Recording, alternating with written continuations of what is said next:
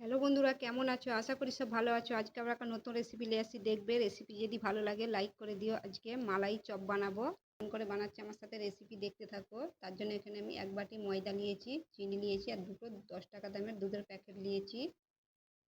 কেমন করে বানাচ্ছি আমার সাথে রেসিপি দেখতে থাকো।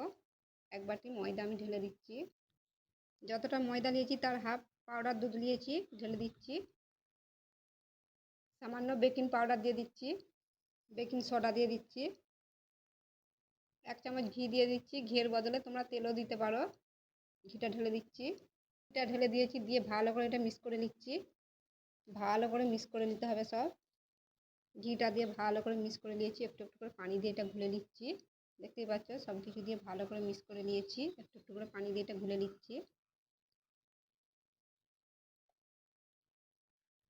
আর দেখো এটা পানি দিয়ে ভালো করে মিক্স করে নিয়েছি, দেখতেই পাচ্ছ একটু পাতলা পাতলা রেখেছি, খুব শক্তও নয় খুব নরমও নয়। এই দেখো হাতে যেমন জড়িয়ে যাচ্ছে, এটা একটু রেস্টে রেখে দিলে টেনে যাবে। এই দেখো দেখতেই পাচ্ছ একদম পাতলা পাতলা আছে একটু। এই দেখো হাতে জড়িয়ে যাচ্ছে, দেখতেই পাচ্ছ এরকম পাতলা রেখেছি। এটা তাহলে রেস্টে রাখছি, দিয়ে ততক্ষণ মালাইটা বানিয়ে নিচ্ছি। একটা কড়া বস করেছি, মালাই বানিয়ে নিচ্ছি। কড়াটায় সামান্য পানি দিয়ে দিয়েছি, দুধ দিয়ে দিচ্ছি, পাউডার দুধ হাফ বাটি।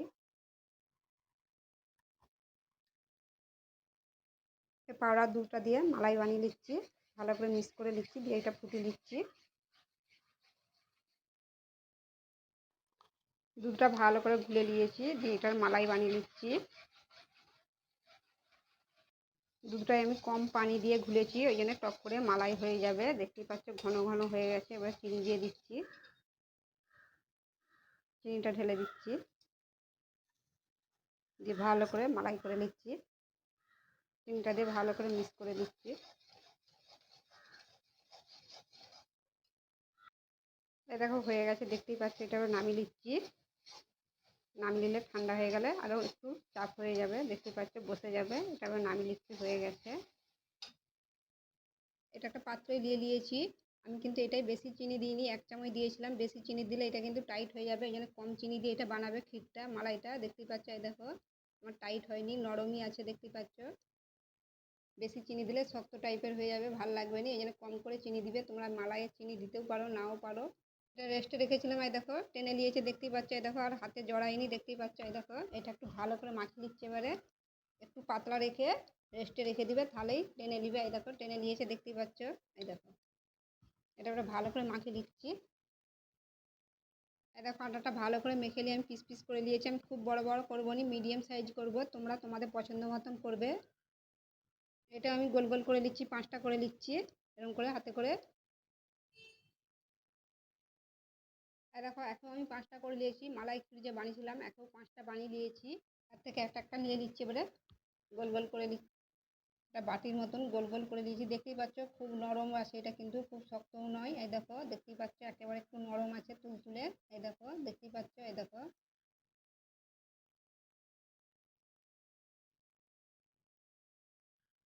এটা একটু বাটির মতন গোল করে দিয়েছি। এবার মালাইটা দিয়ে দিচ্ছি এর ভিতরে, দিয়ে এটা মুড়ে দিচ্ছি এরকম করে।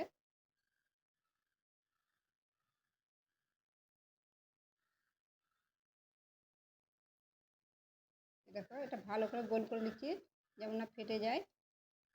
মুখটা ভালো করে মুড়ে দিচ্ছি। দেখো ভালো করে মুখটা মুড়ে দিয়েছি, দেখতেই পাচ্ছ। একটু গোল শেপ দিয়ে দিচ্ছি এরকম করে। এই দেখো এরকম করে সবগুলো বানিয়ে দিচ্ছি। আবার একটা এরকম গোল করে দিচ্ছি, দেখতেই পাচ্ছ কতটা নরম রয়েছে, কিন্তু হাতে জড়ায়নি আমার। তোমাদের যদি জড়ি যায় হাতে একটু তেল দিয়ে নিবে। এই দেখো আবার দিয়ে দিচ্ছি, দিয়ে মুখটা ভালো করে মুড়ে দিচ্ছি এরকম করে।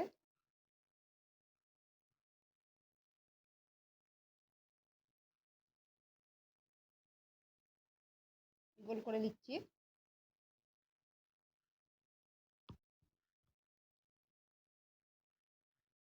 দিয়ে একটু চপের মতন শেপ দিয়ে দিচ্ছি। এই দেখো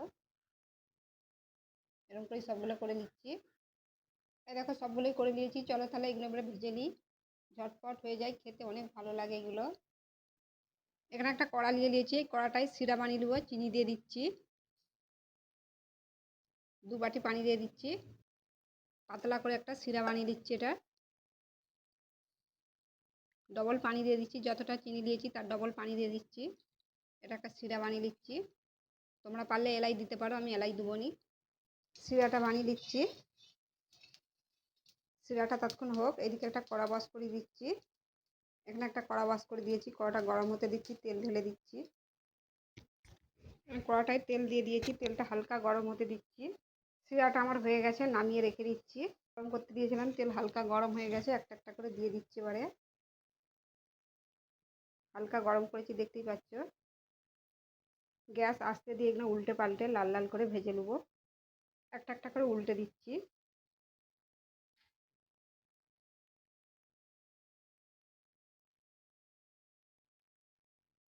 উল্টে দিয়েছি, দেখতেই পাচ্ছ কত ছোট ছোট করেছিলাম, ফুলে কত বড় বড় হয়ে গেছে। তোমরা একটু ছোট্ট ছোট্ট করবে, নাহলে অনেক বড় বড় হয়ে যাবে। উল্টে পাল্টে লাল লাল করে ভেজে দিচ্ছি এগুলো। এই দেখো, দেখতে পাচ্ছ লাল লাল করে ভেজে দিয়েছি। এগুলো এবারে তুলে নেবো। এই দেখো রেডি হয়ে গেছে। এই দেখো লাল লাল হয়ে গেছে, দেখতেই পাচ্ছ। তুলে নিচ্ছে এগুলো এবারে। এখানে একটু বৃষ্টি হচ্ছে, তার আওয়াজ পাওয়া যাবে।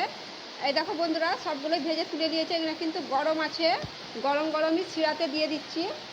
এই শিরাটা কিন্তু আমার পাতলা, খুব ঘন নয়। দিয়ে দিচ্ছি একটা করে, গরম গরমই দিয়ে দিচ্ছি। এত এখানে বৃষ্টি হচ্ছে, এখানে একটু ভালো করে উল্টে পাল্টে দিচ্ছি। এরকম একটু উল্টে দিচ্ছি, দিয়ে ঢাকা দিয়ে রেখে দিচ্ছি 1 ঘন্টার মতন।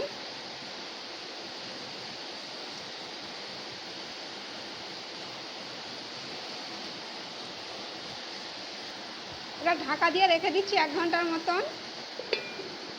1 ঘন্টা পর খুলবো এটা। এটা 1 ঘন্টা ঢাকা দিয়ে রেখেছিলাম, ঢাকাটা খুলছি এবারে।